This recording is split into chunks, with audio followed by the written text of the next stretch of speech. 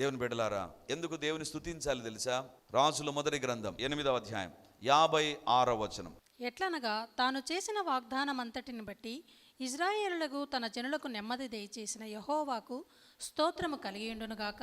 తన దాసుడైన మోషే ద్వారా ఆయన చేసిన శుభ వాగ్దానములో ఒక మాటైనా తప్పిపోయినది కాదు. ఇక్కడ ఎందుకు దేవుని స్తోత్రము చేసి దేవుని గణపరుస్తున్నారంటే, తాను చేసిన వాగ్దానాన్ని నెరవేర్చాడు. నీ జీవితంలో వాగ్దానాలు నెరవేర్చినందుకు 2020, 2021, 22, 23, 24 నెల వాగ్దానాలు, ప్రతిరోజు దేవుడు నీకు ఇచ్చే వాగ్దానాలు, కుటుంబానికి సంబంధించిన వాగ్దానాలు నెరవేర్చబడుతూ ఉండగా దేవుని స్తుతిస్తున్నామా, లేకపోతే కామం అయిపోయామా? దేవుని వాగ్దానాలు పొందుకుంటున్నాం, నెరవేర్పును అనుభవిస్తున్నాం, but still we are not praising the lord. దేవుని స్తుతించకపోతే మనము దేవుని ప్రీతికరమైన బిడ్డల గుంపులో లేము. దేవుని బిడ్డలారా, ఆయన నీ పాపాలను క్షమించాడు కాబట్టి స్తుతించు. ఆయన నిన్ను కాపాడుతున్నాడు కాబట్టి స్తుతించు. ఆయన నీ జీవితంలో వాగ్దానాలు నెరవేరుస్తున్నాడు కాబట్టి దేవుని స్తుతించు. 4వదిగా 136వ కీర్తన 25వ వచనం. సమస్త జీవులకు ఆయన ఆహారం ఇచ్చుచున్నాడు, ఆయన కృప నిరంతరముండును. ఆకాశమందుండు దేవునికి కృతజ్ఞతాస్తుతులు చెల్లించుడి, ఆయన కృప నిరంతరముండును. ఇక్కడ ఆ దేవునికి కృతజ్ఞతాస్తుతులు చెల్లించుడి అని వ్రాయబడి ఉంది. ఎందుకు దేవునికి కృతజ్ఞతాస్తుతులు చెల్లించాలి? సమస్త జీవులకును ఆయన ఆహారం ఇచ్చుచున్నాడు. ఎందుకు దేవుని స్తుతించాలి అంట? దేవుడు మనల్ని పోషిస్తూ ఉన్నాడంట. దేవుడు మన అవసరతల్లో ఆహారపు అవసరత ఉంటే ఆ అవసరతను దేవుడు తీరుస్తున్నాడంట. అందుకు దేవుని స్తుతించడం జరుగుతుందంట. దేవుని బిడ్డలారా, ఈరోజు మధ్యాహ్నం భోంచేశారా? సాయంత్రం టీ తాగారా? లేకపోతే స్నాక్స్ తిన్నారా? వస్తూ ఏదో బజ్జీలు అవి తిని వచ్చారా? దేవునికి స్తుతులు చెల్లించాలి. ఎందుకు తెలుసా? అలా ఆహారం తినడానికి అవసరమైన వాటిని నీకు సమకూర్చాడు దేవుడు. బైబిల్లో వ్రాయబడింది, సమస్త జీవులకు ఆయన ఆహారం ఇచ్చువాడు. పశువులకే కాదు, నీకు నాకు ఆహారం ఇచ్చాడు. నీ ప్లేట్లో ఈరోజు ఆహారం కలిగి జీవించావంటే అది దేవుడు నీకు ఇచ్చినటువంటి ఆశీర్వాదమే. మరిచిపోక దేవుని స్తుతించు. ఒకవేళ ఇది నాన్న వెరైటీస్ తినేటువంటి వ్యక్తిగా మారిపోయావేమో, నీ నాలుకకు అవసరమైన రుచిని అందించేటువంటి ఒక వ్యక్తిగా నువ్వు మారిపోతే దాని వెనక ఎవరున్నారు? ఆహారం ఇచ్చే దేవుడు ఉన్నాడు. చాలా సందర్భాల్లో చెప్పాను అనుకుంటాను, మళ్ళొకసారి I'm going to reiterate that one. ఏంటంటే, ఒక తల్లికి లేక కుమారుడు జన్మించాడు. ఆ కుమారుడిని దేవుడు గొప్పగా ఆశీర్వదించాడు. ఎలాంటి ఆశీర్వాదం అంటే, చాలా గొప్ప జ్ఞానాన్ని, జ్ఞాపక శక్తిని ఆ బిడ్డకి ఇచ్చాడు. ఫస్ట్ క్లాస్ నుంచి హీ ఈజ్ ఎ టాపర్ అండి.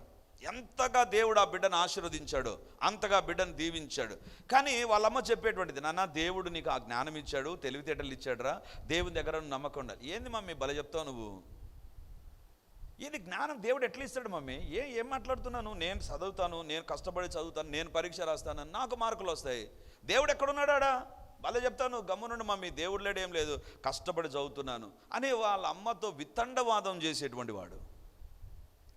అయిపోయింది, 10th క్లాస్ అయిపోయింది, ఇంటర్మీడియట్ అయిపోయింది, అంత మంచి మార్కులతో పాస్ అయ్యాడు. ఒక మంచి కంపెనీలో అతనికి టాప్ జాబ్ దేవుడు అనుగ్రహించాడు. ఎంత గొప్ప దీవెన ఇచ్చాడంటే, స్టార్టింగ్లోనే విస్తారమైనటువంటి ధనాన్ని పొందేటువంటి భాగ్యం, మంచి శాలరీ వచ్చేటువంటి భాగ్యం ఇచ్చాడు. సో వేరే ఊర్లో ఉద్యోగం వస్తే ఉద్యోగంలో జాయిన్ అయిపోయి ₹1000 జీతం అతనికి వచ్చిన తర్వాత అతడు దేంట్లో తెలివిగలిగిన వాడు తెలుసా? చదువులోనే కాదు, వంటల్లో కూడా మనోడు సూపర్. వంటల్లో కూడా, కాబట్టి బాగా వంట చేసుకోవాలనిపించింది. మొదటి శాలరీ కదా, సో తనకు నచ్చినటువంటి టేస్టీ ఐటమ్స్ అన్నీ చేసి పెట్టుకొని ప్లేట్లో అన్నీ సర్వ్ చేసుకున్నాడంట. పెట్టుకొని కళ్ళు మూసుకొని నవ్వుతూ, దేవుడంట ఉన్నాడంట. ఎక్కడున్నాడు దేవుడు? కష్టపడింది నేను, చదివింది నేను, రాసింది నేను, మార్కులు వచ్చింది నాకు, నా మార్కులను బట్టి ఉద్యోగం వచ్చింది కూడా నాకే. ఉద్యోగంలో 1 నెల ఉద్యోగం చేసింది నేనే, దేవుడు ఏం చేయలేదు. నేనే ఉద్యోగం చేశా, నేనే పని చేశా, నా ఉద్యోగానికి 1 నెల జీతం వచ్చింది. ఎక్కడున్నాడు దేవుడు అని కళ్ళు తెరిస్తే ఆ ప్లేట్ అక్కడ లేదు, ఎదురుగా ఒక కుక్క తింటుందంట. అప్పుడు ఒక శబ్దం వినపడుతుందంట. ప్రసంగి గ్రంథంలో ఉంటుంది ఈ మాట, నీ ప్లేట్లో ఉండేటువంటి అన్నం నీ నోట్లోకి పోవాలి అంటే, ప్లేట్లో ఉండేటువంటి అన్నం నోట్లోకి పోవాలంటే దేవుని పర్మిషన్ అవసరం. ప్లేట్లో ఉన్నటువంటి అన్నం అంటే there is a small gap, 2 జానల గ్యాప్ ఉంటుంది ప్లేట్కి నీ నోటికి. ఇక్కడ నుంచి ఇక్కడికి పోవాలన్నా దేవుడు చెప్పాడు, అరే బాబు నువ్వేదో చాలా విర్రవిగిపోయావు, జ్ఞానం అని అద్దె అని నేను చదివానని కష్టపడానని నువ్వే చేసుకున్నావు. ఇప్పుడు నేను పర్మిషన్ ఇంతవరకు నీకు ఇచ్చా, ఇప్పుడు నీకు ఇవ్వాల ఆ కుక్కకు పర్మిషన్ ఇచ్చిన, అందుకే నీ ఇంట్లోనికి వచ్చింది, నీ ప్లేట్ తీసుకొని పోయినా కూడా నీకు అర్థం కాలేదు, అది పోయి తింటుంది. I gave permission to that dog. దేవుని బిడ్డలారా, సమస్త జీవులకును ఆయనే ఆహారం ఇచ్చువాడు. ఈరోజు నీ జీవితంలో ఏదైనా నువ్వు అనుభవిస్తున్నావంటే, ఆహారమే కాదు ఏదైనా నీ జీవితంలో అనుభవిస్తున్నావంటే, ఆస్తిపాస్తులైన అంతస్తైనా అది దేవుడిచ్చిందే, మర్చిపోకు. దేవుని నువ్వు స్తుతించాలి. దేవుని యొక్క వాక్యం చెప్తుంది, ఎద్దుల కంటేను కొమ్ములు డెక్కలను గల కోడె కంటేను అది యెహోవాకు ప్రీతికరం. ఏది?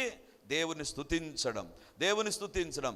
వాక్యాన్ని వింటున్నటువంటి దేవుని బిడ్డలారా, నీ జీవితంలో దేవుని వాక్యాన్ని పైన ఆశ పెట్టుకొని పాపానికి దూరం అవుతూ వాక్యాన్ని ప్రేమించే వ్యక్తివైతే నీ జీవితం దేవునికి ప్రీతికరం. రెండవదిగా, డెక్కలు కలిగినటువంటి దూడ కంటే పశువు కంటేను నీ స్తుతి దేవునికి అంగీకారం, మర్చిపోవద్దు. మూడవదిగా, ఏది దేవునికి ప్రీతికరం? బైబిల్లో గమనిస్తే సామెతల గ్రంథం 16వ అధ్యాయం 7వ వచనం. ఒకని ప్రవర్తన యెహోవాకు ప్రీతికరమగునప్పుడు ఆయన వాని శత్రువులను సహా వానికి మిత్రులుగా చేయును. ఒకని ప్రవర్తన యెహోవాకు ప్రీతికరమగునప్పుడు, ఏది దేవునికి ఇష్టమంట? బైబిల్ చెప్తుంది, నా యొక్క ప్రవర్తన, నీ యొక్క ప్రవర్తన, హౌ ఐఎమ్ బిహేవింగ్, నేను ఏ రకంగా ప్రవర్తిస్తూ ఉంటున్నా, చర్చిలో ఏ రకంగా ప్రవర్తిస్తుంటున్నా, వాక్యం చెప్తున్నప్పుడు నా ప్రవర్తన ఏ రకంగా ఉంది, వాక్యమే వింటున్నానా లేకపోతే ఏదో పనికిమాలిన పనులు చేస్తున్నానా, లేదా నా జీవితంలో, నా ఉద్యోగంలో నా ప్రవర్తన ఏ రకంగా ఉంది, లేదా when I'm talking with an opposite sex, అంటే ఒక స్త్రీ ఒక పురుషునితో మాట్లాడుతున్నప్పుడు ప్రవర్తన ఏ రకంగా ఉంది, ఒక పురుషుడు ఒక స్త్రీతో మాట్లాడుతున్నప్పుడు ప్రవర్తన ఏ రకంగా ఉంది, నా బిజినెస్లో ప్రవర్తన ఏ రకంగా ఉంది, నా చదువులో నా ప్రవర్తన ఏ రకంగా ఉంది, నా యొక్క జీవిత విధానంలో నా ప్రవర్తన ఏ రకంగా ఉంది. ఒకని ప్రవర్తన యెహోవాకు ప్రీతికరమగునప్పుడు, అంటే నాకు నచ్చినట్టుగా ఉండడం కాదు, నా దేవునికి నచ్చినట్టుగా ఉండడమే దేవునికి ఇష్టం అండి. నా ఇష్టం అంటున్నావా, నీ జీవితం దేవునికి ప్రీతికరం కాదు. నా ఇష్టం కాదు ప్రభా, యేసు ప్రభు అంటాడు, నీ చిత్తమే నా జీవితంలో నెరవేరును గాక, ఆ జీవితం దేవునికి ప్రీతికరం. Let thy will be done lord, నీ చిత్తమే నెరవేరును గాక. దేవా, నా ప్రవర్తన విషయంలో నాకు కూడా కోరికలు కలుగుతాయి, నాకు కూడా ఆశలు ఉంటాయి, నాకు కూడా ఏమైనా ఉండవచ్చు, but let my behaviour B according to నీ ప్రకారం నా ప్రవర్తన ఉండును గాక. దేవుని బిడ్డలారా, దేవుడు ఏం చూస్తున్నాడు తెలుసా? ఎలాంటి ప్రవర్తనను కలిగి ఉన్నావు, ఎలాంటి ప్రవర్తన జీవితాన్ని నువ్వు జీవిస్తున్నావు, అది దేవుడు గమనిస్తూ ఉన్నాడు. నువ్వు ఒంటరిగా ఉన్నప్పుడు, 10 మందితో ఉన్నప్పుడు, డబ్బు ఎక్కువైనప్పుడు, డబ్బు తక్కువైపోయినప్పుడు, నీ జీవితంలో ప్రార్థనకు జవాబు రానప్పుడు నీ ప్రవర్తన ఏ రకంగా ఉంది, నీ జీవితంలో దేవుడు అద్భుతములు చేసిన తర్వాత ఏ రకంగా ఉంది, ఉద్యోగం వచ్చిన తర్వాత ఏ రకంగా ఉంది, ఉద్యోగం రాకముందు ఏ రకంగా ఉంది, ఒక దీవెన వచ్చిన తర్వాత ఏ రకంగా ఉంది, దీవెన ఒకవేళ నీ దగ్గర నుంచి దూరం అయిపోయినప్పుడు ఏ రకంగా ఉంది. నీ ప్రవర్తన, నా ప్రవర్తన కరెక్ట్గా ఉండడం దేవుడు కోరుతున్నాడు. దేవుని బిడ్డలారా, పౌలు ఏమంటాడు తెలుసా?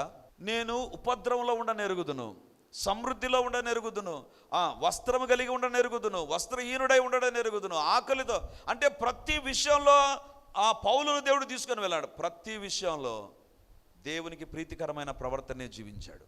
మన జీవితంలో అన్నీ బాగుంటేనే దేవుని దగ్గర మన ప్రవర్తన బాగుంటుంది. లేదంటే బైబిల్ ఇసిరి కొడతాం, అది ఇసిరి కొడతాం, ఇది ఇసిరి కొడతాం. ఏంటిది? మన ప్రవర్తన వేరొక రకంగా మారిపోతుంది. లేదా బైబిల్ విసిరి కొట్టాం కొన్ని సందర్భాల్లో, లోపలనే గొనుగుతుంటాం, ఇంకా ఎప్పుడు ఇస్తావు ప్రభా, ఏంటి ప్రభా, ఏం చేస్తున్నావు ప్రభా, బయటికి మాత్రం వి బిహేవ్ సో డిఫరెంట్లీ. దేవుడు అంటున్నాడు, ఒక్కరిని ప్రవర్తన యెహోవాకు ప్రీతికరమగునప్పుడు.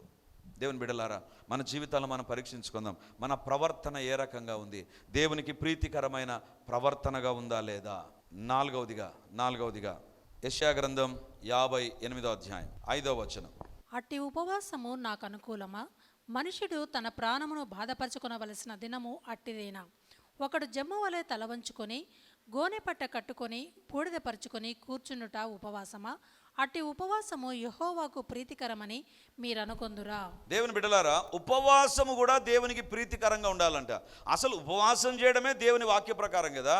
కానీ దేవుడు అంటున్నాడు, ఉపవాసం చేసేటప్పుడు నీ యొక్క ఉపవాసము దేవునికి ప్రీతికరంగా ఉండాలి. దేవుడు అంటున్నాడు, ఉపవాసం అనేటువంటిది ఫ్యాషన్ కాదు, ఉపవాసం అనేటువంటిది క్రైస్తవ లక్షణం కాదు.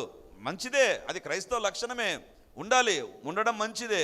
కానీ ఆ ఉపవాసము దేవునికి ప్రీతికరంగా ఉండాలంట. నేను చేసే ఉపవాసము దేవునికి ఇష్టమైనటువంటి ఉపవాసంగా ఉండాలంట. అంటే దాని అర్థం ఏంటంటే, ఇష్టము లేని ఉపవాసాన్ని కూడా మనం చేస్తూ ఉంటాం. అంటే నేను ఉపవాసం ఉంటాను, నాకు నచ్చుంటుంది, నాకు అలవాటు అయిపోయింటుంది. అబ్బో నేను ఈరోజు ఉపవాసం ఉన్నా, అమ్మో ఈరోజు ఉపవాసం ఉన్నా, టిక్కు కొట్టుకోవచ్చు మన డైరీలో, ఈరోజు ఉపవాసం ఉన్నా, I successfully finished my fasting అని రాసుకోవచ్చు. కానీ దేవుడు అంటున్నాడు, అన్ని ఫాస్టింగ్లో నాకు ప్రీతికరం కాదు, ప్రీతికరమైన ఫాస్టింగ్ ఒకటి ఉంది. ఏంటి ఆ ఫాస్టింగ్? ఎప్పుడు దాన్ని ప్రీతికరం అంటాడు? 5వ వచనం ఇంతవరకు చదువుకున్నాం, 3వ వచనం చదువుదాం. మేము ఉపవాసం ఉండగా నీవెందుకు చూడవు, మేము మా ప్రాణములను ఆయాసపరుచుకొనగా నీవెందుకు లక్ష్య పెట్టవనందురు. ఉపవాసం అయిపోయిన తర్వాత ఏంటి జవాబు రావడం లేదే, ఏంటి దేవుడు అద్భుతం చేయలేదే అని అనుకుంటున్నావా? మీ ఉపవాస దినమున మీరు వ్యాపారం చేయుదురు, మీ పనివారి చేత కఠినమైన పని చేయించుదురు. అంటే ఉపవాసం చేస్తూ ఉపవాసం ఉన్నామని చెప్పి మన ఉద్యోగాలు, మన పనులు మనం చేసుకుంటూ ఈరోజు ఉపవాసం కాదు నువ్వు చేసింది, నీ మీల్ను బ్రేక్ చేసావంతే. అంటే మధ్యాహ్నం తినవలసిన వ్యక్తి తినలేదంతే. ఉపవాసం అంటే ఏంటంటే, ఉపవాసము దగ్గరగా దేవునికి రావడము. నీ పని చేసుకుంటూ దేవునికి దగ్గరగా వస్తావా? అది దేవునికి దగ్గర అవ్వగలవా? ఒకవేళ అలాంటి పని అయితే, అంటే నీ పనిలో కూడా దేవునికి దగ్గర అవ్వగలిగిన ఉపవాసం అయితే ఓకే. కానీ నీ వ్యాపారం నువ్వు చేసుకుంటూ వ్యాపారం అంతా చేసి వ్యాపారంలో దేవుని పట్టించుకోకుండా, ప్రార్థన లేకుండా, ఓన్లీ నీవు పనులు చేసుకొని నేను ఉపవాసం ఉన్నాను అని నువ్వు అనుకుంటే నీ ఉపవాసం దేవునికి ప్రీతికరం కాదు. Set a time to pray. ప్రార్థించు. ఉపవాసంలో ఏముండాలి? అన్నం ప్రక్కన పెట్టడం కాదు, లేకపోతే ఎన్ని రోజులు ప్రక్కన పెట్టావని కాదు, దేవునికి దగ్గరయ్యామా లేదా. అట్టి ఉపవాసం యెహోవాకు ప్రీతికరము. నీ పనికి దగ్గర కాకు, దేవునికి దగ్గర కా. నీవు దేవునికి ఎంత దగ్గర అయితే ఆ ఉపవాసము అంత ప్రీతికరం దేవునికి. అంటే if you are busy, then don't be on a fasting. ఒకవేళ వెయిట్ తగ్గడానికి ఉండాలనుకుంటే ఉండు, అంతేగాని అది ఉపవాసం కాదు. వెయిట్ మేనేజ్మెంట్ అంతే. అది వెయిట్ మేనేజ్మెంట్, ఉపవాసం కాదు. ఉపవాసం అంటే ఏంటి తెలుసా? దేవుని దగ్గర. ఉపవాసము, అంటే దగ్గరగా వాసం చేయడం, దగ్గరికి రావడం, దేవుని దగ్గరికి రావడం. ఉదయం నుంచి ఇంట్లోకి వచ్చిన వాళ్ళకి వంటలు చేసి సాయంత్రం కొంగు కప్పుకొని ప్రభువా ఉపవాసం ఉన్నాను ప్రభువా అంటే దేవుడు అంటాడు, వెయిట్ మేనేజ్మెంటే, ఉపవాసం కాదు. పనులు చేసా, వాళ్ళ దగ్గర మంచి పేరు తెచ్చుకున్నావు, నా దగ్గర గడపల. దేవుడు అంటున్నాడు, దేవునికి దగ్గరగా గడిపేటువంటి ఉపవాసమే దేవునికి ప్రీతికరం. ఇంకా ఏ రకంగా ఉండాలంట? అదే 3వ వచనం. నీవెందుకు మా ప్రాణములను ఆయాసపరుచుకునగా నీవెందుకు లక్ష్య పెట్టవని అందురు. మీ ఉపవాస దినమున మీరు వ్యాపారం చేదురు, మీ పనివారి చేత కఠినమైన పని చేయించుదురు. మీరు కలహపడుచు, వివాదము చేయుచు, అన్యాయంగా గుద్దులాడుచు ఉపవాసముందురు. అంటే ఇంట్లో ఇష్టం వచ్చినట్టుగా కొట్లాడి, భర్తతో కొట్లాడి, సనిగి గొనిగి అలిగి సిన్సియర్గా ఉపవాసం ఉన్నావంటే దేవుడు అంటాడు, సారీ, అది నీకు నచ్చిన ఉపవాసం, నాకు నచ్చింది కాదు. How I am in the presence of the lord. నేను దేవుని సన్నిధిలో ఏ రకంగా ఉంటున్నాను. ఇలా చేస్తే దేవుడు అంటాడు, నీ కంఠధ్వని పరమున వినబడుతుంది. దేవునికి దగ్గరై నీ జీవితంలో నేను తిట్టేవారు, గొనిగేవారి మధ్య కొట్లాడకుండా ప్రార్థనలు గడిపితే అప్పుడు నీ స్వరము పరలోకంలో వినపడుతుందంట. ఉపవాసం ఉన్న వ్యక్తి స్వరం ఎక్కడ వినపడుతుంది? పరలోకంలో వినపడుతుంది. ఉపవాసం వాక్యానుసారంగా చేయకపోతే నీ స్వరం నీకే బాగా వినపడుతుంది. భలే ప్రార్థన చేసిన, బబ్బా ఎంత అర్ధగంట సేపు ప్రార్థన చేసిన, ఎప్పుడు చేయలే ఎంత అని డైరీలో రాసుకో, సరిపోతుంది. కానీ నీ కంఠధ్వని పరలోకంలో మాత్రం వినబడదు. దేవునికి ప్రీతికరం కాదు. దేవుని బిడ్డలారా, ఈరోజు దేవుడు మనతో మాట్లాడుతుంటున్నాడు. మన జీవితాలను పరీక్షించుకుందాం. అట్టి ఉపవాసం నాకు అనుకూలమా? నాకేమైనా అనుకూలం అనుకుంటున్నారా? Sorry, your fasting is not a pleasing to me. నీ ఉపవాసం దేవుని బిడ్డలారా, 40 రోజులు ఉపవాసమా, 40 రోజులు మాంసాన్ని ప్రక్కన పెడదామా, 10 రోజుల, వారం రోజుల, ఒక్కరోజు ఉపవాసమా, ప్రతి శుక్రవారమా? నా మట్టుకైతే నేను ఎప్పుడు శుక్రవారం ఉండలే, నేను బేస్తవారం, నా స్టైల్ బేస్తవారం ఉపవాసం నేను. ఎందుకంటే ఆ రోజు ప్రార్థన చేసుకోవడానికి వీలుగా ఉంటుంది నాకైతే. మీకు ఏ రోజు ఫ్రీగా ఉంటుందో అస్సలైన ఉపవాసం చెప్పనా, ఆదివారం ఉపవాసం ఉండేటువంటి వ్యక్తి నిజమైన క్రైస్తవుడు. ఇంట్లో ఉడుకుతుంటే, ఇంట్లో గమాయిస్తూ ఉంటే అప్పుడు ఉండాలి వాసన కాదు, అప్పుడు ఉండాలి ఉపవాసం. దేవుని బిడ్డలారా, అందుకే ఆదివారం నుంచే స్టార్ట్ చేస్తాయి ఈసారి ఉపవాసం. లాస్ట్ ఆదివారం నుంచి ఆదివారం వరకు. ఎందుకు తెలుసా? అప్పుడు తెలుస్తుంది నిజంగా ఉపవాసం ఉంటున్నామా మనము అని. కొంతమంది అనుకుంటారు, ఏం కర్మ ఈరోజు ఉపవాసం అని అనుకోని ఉపవాసం ఉన్నావా? నీ స్వరం పరలోకన వినదు, నీ స్వరం నీ కడుపు వినబడుతుంటుంది. కడుపు అంటది, ఏం పెట్టలేదే, అప్పుడు కడుపుకు చెప్పాలి ఈరోజు ఉపవాసం ఉన్నాను. అప్పుడు కడుపు తనకూడదు, ఏందో ఉపవాసం పెట్టాడు, ఇప్పుడు పెట్టాలనా?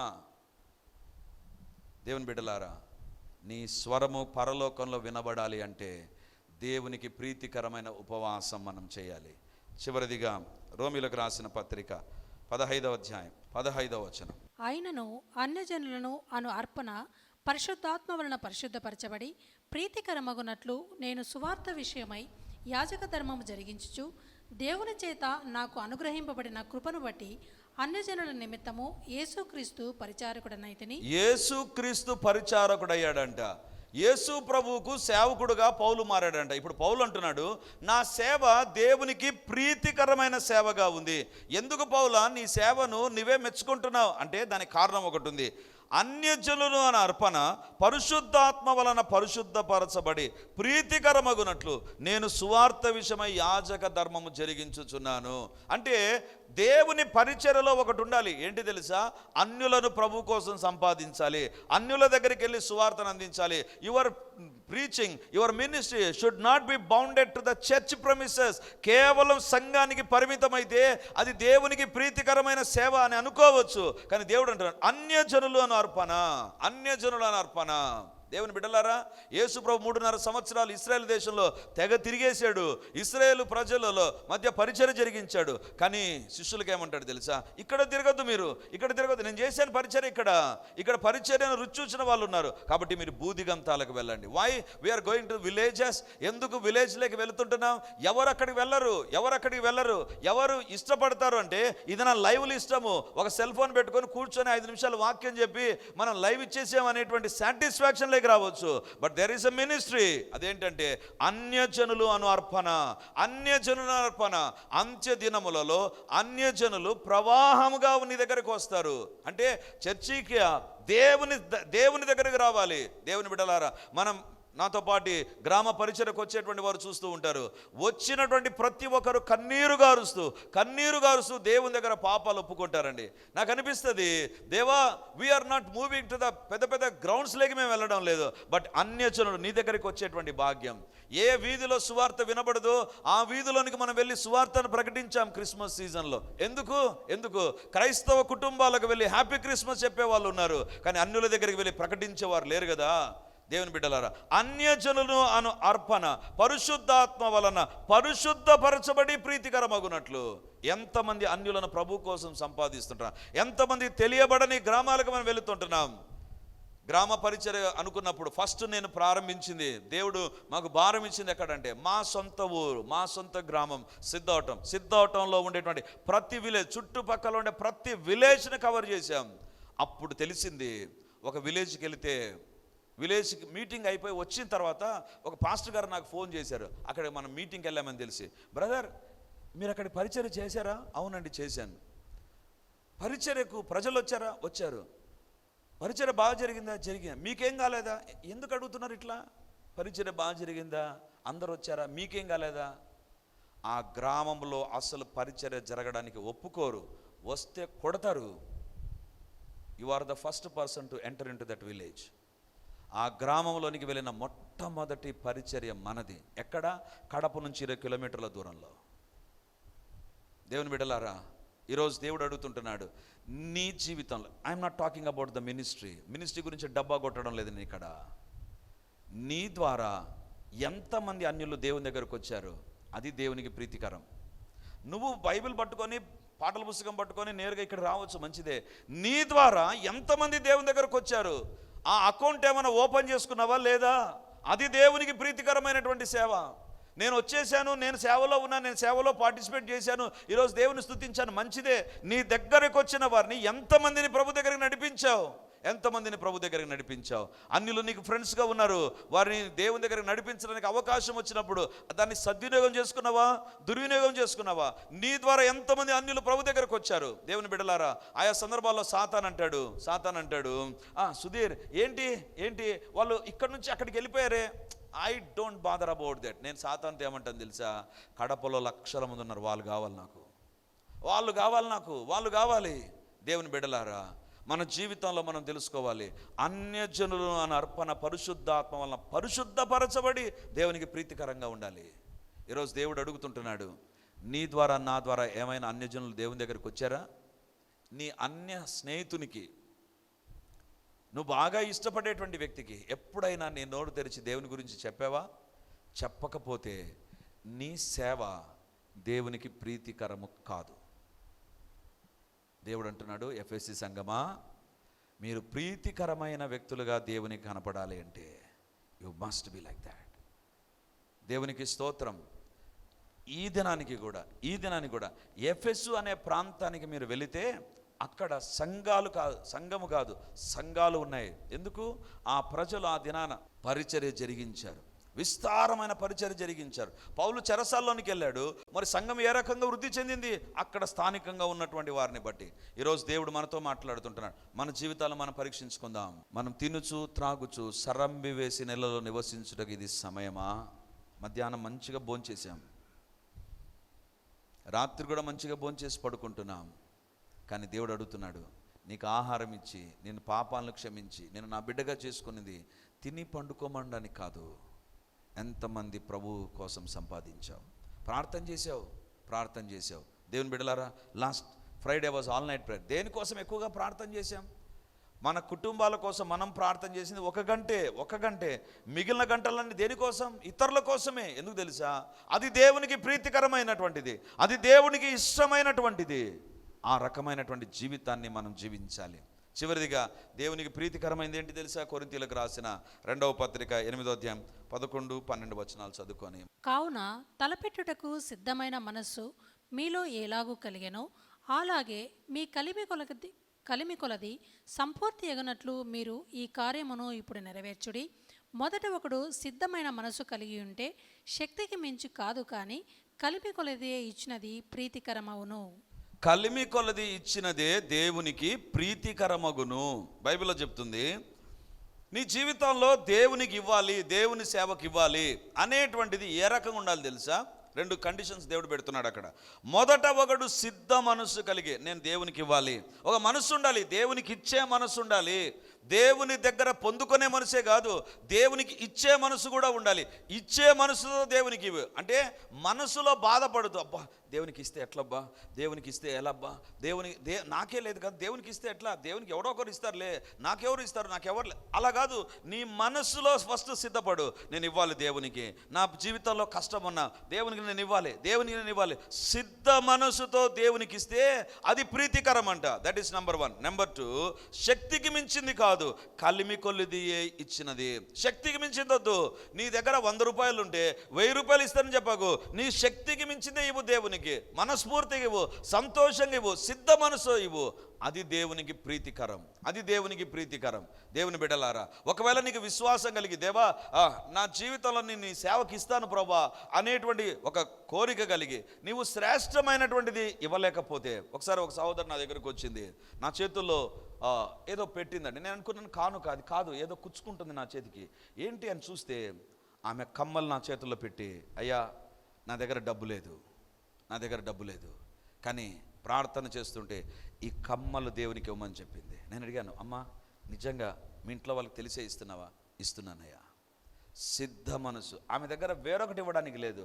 ఆమె అనుకుంది, let me give my ear rings. ఈరోజు దేవుడు అంటున్నాడు, ఇచ్చేటప్పుడు ఏ రకంగా ఇవ్వాలి? సనుకొనకయు బలవంతంగా కాకయు సిద్ధ మనసుతో దేవునికి ఇవ్వు. సిద్ధపడి ఇవ్వు. నేను ఇవ్వాలి దేవునికి, నేను ఇస్తాను, నేను ఇది దేవునికి మొక్కుకున్నాను, నేను ఇస్తాను అని సిద్ధ మనసుతో. రెండవదిగా నీకెంతో ఉందో అదే దేవునికి ఇవ్వు, అదే దేవునికి ఇవ్వు. దేవుడు అంటాడు అది ప్రీతికరం, అది ప్రీతికరం. నీ ఇచ్చేటువంటి విషయంలో బైబిల్ ప్రిన్సిపల్స్ ఫాలో కండి, లేకపోతే మనం ఇచ్చిన దానికి ప్రతిఫలం అనేటువంటిది ఉండదు. ఎట్లా ఇవ్వాలి? సిద్ధపడి ఇవ్వు.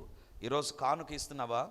ఇంట్లో సిద్ధపడి ఈరోజు ఇంత కానుక నేను ఇవ్వాలి, ఇస్తాను దేవునికి, ఇస్తాను దేవునికి, సిద్ధపడిరా. రెండవదిగా శక్తి కొలది ఇచ్చిన వారు ఉన్నారు, శక్తికి మించి ఇచ్చిన వాళ్ళు ఉన్నారు. బైబిల్లో రెండు ఉన్నాయండి, రెండు ఉన్నాయి. ఒక బీద బీదరాలు ఆమె జీవనమంతా 2 కాసులే మొత్తం వేసేసింది ఆమె. కానీ దేవుడు అంటున్నాడు, ఒకవేళ ఆ ప్రేరేపణ దేవుడు ఇస్తే అది చేయి, లేదా నీకు కలిగిన దాంట్లో ఏది కలిమిలో నువ్వు ఉన్నావో ఆ కలిమిలో నుంచే దేవునికి ఇవ్వు. ఈరోజు ప్రభు మనతో మాట్లాడుతుంటున్నాడు. దేవుని సంగమా, ఎఫెసీ సంఘాన్ని గురించి దేవుడు చెప్పినటువంటి మాట, ప్రభువుకేది ప్రీతికరమైనదో పరీక్షించుచు వెలుగు సంబంధుల వలె నడుచుకొనుడి.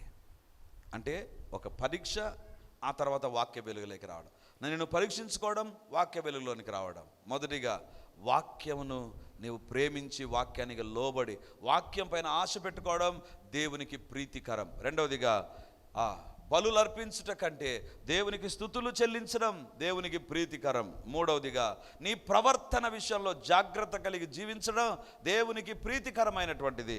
నాలుగవదిగా ఉపవాసము చేయనప్పుడు ప్రీతికరమైన ఉపవాసమే మనం చేయాలి. ఐదవదిగా అన్యజనులను అర్పణ దేవునికి అర్పించడం ద్వారా, అన్యజనుల కోసం ప్రార్థించి, అన్యజనుల కోసం ప్రయాసపడి, అన్యజనులు దేవుని దగ్గరికి రావడానికి ఏం చేయాలో అది చేసేటువంటి వ్యక్తులమైతే అది ప్రీతికరమైన సేవ. అన్యజనులు కాకుండా ఏదో జరుగుతుంది, సేవ జరుగుతుంది అని గుడ్డిగా కాదు, అన్యజనులను అర్పణ ఉండాలి. అన్యజనులు దేవుని దగ్గరికి రావడం అనేటువంటి దాంట్లో జాగ్రత్త లేకపోతే ఆ పరిచర్య దేవునికి ప్రీతికరం కాకపోవచ్చు. చివరిదిగా మనం ఇచ్చేటువంటి విషయంలో దేవునికి ప్రీతికరమైన వ్యక్తులుగా మనం కనబడదాం. ఈరోజు ప్రభు మనతో మాట్లాడుతుండగా, ప్రభువుకేది ప్రీతికరమైనదో పరీక్షించుచు వెలుగు సంబంధుల వలె నడుచుకొందుముగాక. ఆమెన్.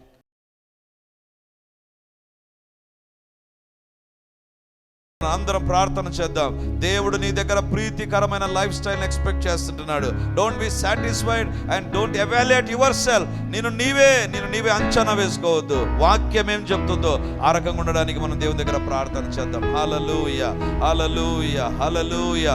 గొప్ప దేవానికి వందనాలు, సైన్యములకు అధిపతివైన దేవానికి వందనాలు, మహాగణుడమైనటువంటి దేవానికి స్తోత్రాలు, అద్వితీయ సత్య దేవానికి వందనాలు, రాజులకు రాజా, ప్రభువులకు ప్రభువానికి వందనాలు, మహిమా ఘనత ప్రభావులకు అర్హుడమైనటువంటి దేవానికి వందనాలు.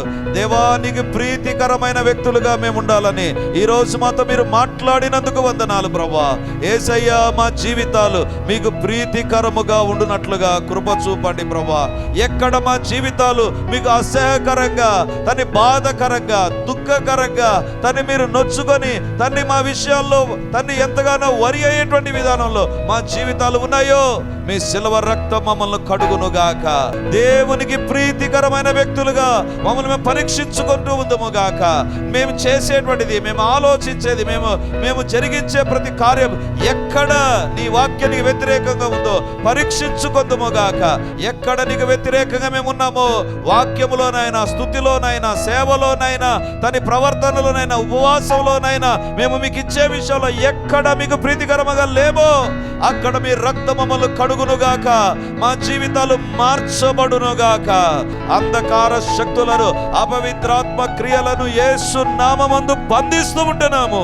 మాలో మేము ప్రీతికరమైన వ్యక్తులుగా జీవిస్తూ, మా కుటుంబాలు ప్రీతికరమైనవిగా, మా పరిచర్య ప్రీతికరముగా నీ దృష్టిలో ఉండునట్లుగా కృప చూపమని మమ్మల్ని మేము తగ్గించుకుంటున్నాం. ఈ వాక్యం మా హృదయాల్లో పనిచేయునుగాక. మాలో మార్పు, మాలో పశ్చాత్తాపం, మాలో గ్రేట్ రియలైజేషన్, కన్విక్షన్ తీసుకొని వచ్చునుగాక. దేవా, మీరే మమ్మల్ని దర్శించి దీవించుమని యేసయ్య మహిమ కలిగినటువంటి నామమందు ప్రార్థించి అడిగి పొంది ఉంటున్నాము తండ్రి. ఆమేన్. అందరం చెబుదాం ఆమేన్, ఆమేన్, ఆమేన్. Praise the lord. యేసుక్రీస్తు పరిశుద్ధ నామమందు ఈ యొక్క విమోచన గడి అనే టీవీ కార్యక్రమాన్ని వీక్షిస్తున్నటువంటి దేవుని బిడ్డలారా, మీ ఒక్కొక్కరికి నా హృదయపూర్వకమైనటువంటి వందనాలు, శుభములు, ప్రార్థనలు తెలియజేస్తున్నాను. దేవుని యొక్క ఉచితమైన కృపను బట్టి ప్రతి ఆదివారం ఉదయం 9:30 గంటలకు మొదటి ఆరాధన రెడీమర్ చర్చిలో జరుగుతూ ఉంది. వందలాది మంది ప్రజలు హాజరై దేవుని దీవెనలు పొందుతుంటున్నారు. మీరు కడప చుట్టూ ఉండేటువంటి గ్రామాల్లో ఉండేటువంటి వారైతే, సమీపాన ఉండేటువంటి వారైతే ఆదివారం ఆరాధనకు తప్పకుండా హాజరై దేవుని దీవెనలు మీరు పొందాలని కోరుతుంటున్నాను. మీకోసం ప్రత్యేకంగా దేవుని యొక్క సందేశం, ప్రత్యేకమైన ప్రార్థనలు, వ్యక్తిగతంగా మిమ్మల్ని కలుసుకొని మీ గురించిన విషయాలు తెలుసుకొని ప్రార్థించాలని మేము సిద్ధంగా ఉన్నాం. కాబట్టి ఈ యొక్క రెడీమర్ చర్చ్ కడప నడిబొడ్డున ఉండేటువంటి కోటిరెడ్డి సర్కిల్ దగ్గర నారాయణ కాలేజ్ ఎదురుగా ఉండేటువంటి ఇంతకుముందు ఉన్నటువంటి స్టార్ థియేటర్లో ఇప్పుడు జరుగుతూ ఉంది. కాబట్టి తప్పకుండా ఇతర ప్రాంతాల నుంచి వచ్చే వారికి కూడా బస్ ఫెసిలిటీ కూడా చాలా దగ్గరగానే ఉంటుంది. కాబట్టి తప్పకుండా మీరు మీ కుటుంబాలు హాజరై ఈ వాక్యపు దీవెనలు, ప్రార్థనా శక్తిని, దేవుని యొక్క అద్భుతమైనటువంటి సన్నిధిని ప్రతి ఆదివారం ఉదయం 9:30కు జరిగేటువంటి ఆరాధనలో హాజరై దేవుని దీవెనలు పొందాలని కోరుతూ ఉన్నాను. సాయంత్రం 7 గంటలకు కూడా 2వ ఆరాధన ఉంటుంది. తప్పకుండా ఈ 2 ఆరాధనలకు మీరు హాజరై దేవుని దీవెనలు పొందాలని కోరుతూ ఉంటున్నాను. మరిన్ని వివరాలకు ఈ కింద కనబడుతున్నటువంటి నంబర్ 9845669572 లేదా 9440407722కు మీరు కాల్ చేసి వివరాలు తెలుసుకోవాల్సిందిగా కోరుతున్నాను. God bless you.